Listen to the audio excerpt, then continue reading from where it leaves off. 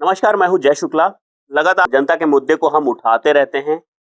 देखा गया है कि इधर 2-3 दिनों से जिस तरह से लगातार बारिश हो रही है, ऐसे में बारिश कई जगह आफत बन करके बरसी है। ऐसे ही एक परिवार के बीच में हम पहुंचे हैं। ये राजधानी लखनऊ का बैरिसालपुर गांव है, जो मोहनलालगंज तहसील के अंतर्गत आता है।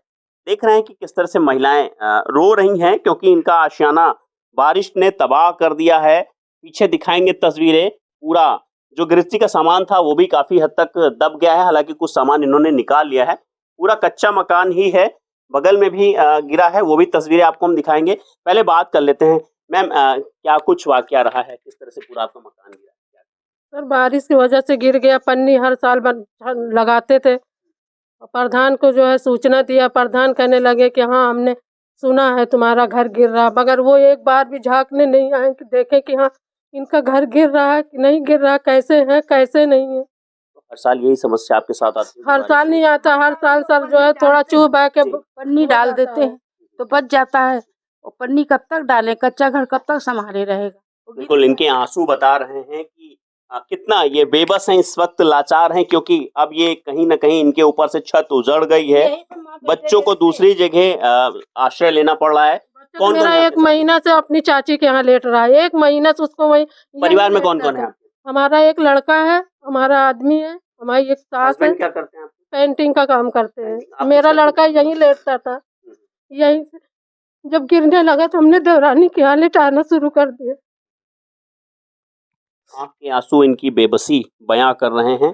हम और भी आपको दिखाएंगे कि किस तरह से इनके गृहस्थी का जो सामान है वो दबकर पूरा बर्बाद हो गया है। हालांकि कुछ सामान इन्होंने निकाला जरूर है। देख सकते हैं ये इनका आशियां है, सपनों का आशियां, मतलब जिसमें पूरा परिवार रहता है। और कहीं ना कहीं पूरी इन्होंने उम्र इसी में गुजार दी, लेकिन ये अब तबाही का मंजर साफ तौर पर देख सकते हैं कि किस तरह से पूरा आशियां उजड़ गया। हालांकि इन्होंने पन्नी डालकर इसको बचाने का प्रयास तो बहुत किया, लेकिन इस जो भारी तबाही थी जो बारिश की, उस तबाही को ये झेल ना सका और पूरी तरह से बर्बाद हो गया है।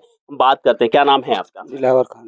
दिलावर जी, क्या काम करते हैं आप? पेंटिंग का काम करते हैं। अच्छा, इस कच्चे मकान में कब से रह रहे हैं और क्या कुछ सरकार से कभी कोई मदद मिली आपको? जी नहीं।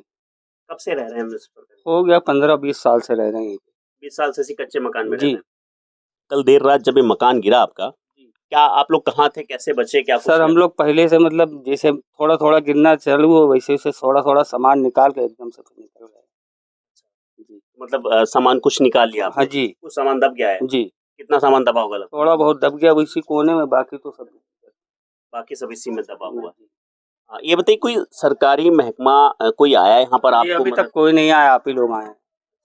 इससे पहले प्रधान ने कभी कोई आपको, पूरा मैं देख रहा हूँ कच्चा मकान है, इसको लेकर के कभी कुछ कहा कि कॉलोनी वगैरह मिल नहीं, जाए? कहने को बहुत बार कहे, मगर अभी तक कोई सुनवाई नहीं। अभी तक कोई सुनवाई नहीं जी। ऐसे में बच्चे वगैरह कहाँ रह रहे हैं, कैसे आप लोग? बच्चा हमारा वो रह रहा है कि छोटे वाले भाई के पास, बाकी हम लोग उधर चाची के वहाँ चाची के यहाँ आश्रय ले रहे हैं। हाँ जी। बेबसी साफ तौर पर समझ सकते हैं कि इनका आशियाना बारिश ने तबाह कर दिया। अब उसके बाद इनको कहीं ना कहीं दूसरी जगह आश्रय लेना पड़ रहा है। अब ऐसे में बड़ा सवाल उठता है कि अगर हम सरकारी नुमाइंदों की बात करें, जो दावे बहुत करते हैं कि हम राहत और बचाव का कार्य तत्काल मदद पहुंचाते हैं, अब ऐसे में आखिर वो राहत बचाव कहाँ गई? पिछले 2 दिनों से थोड़ा थोड़ा करके इनका आशियाना गिर रहा था और इन्होंने उसे बचाने का भरसक प्रयास किया, पन्नी डालकर बचाने का कोशिश किया, लेकिन वो बच ना सका। अब ऐसे में बड़ा सवाल उठता है कि आखिर सरकारी मदद इन तक कब और कैसे पहुंच पाएगी?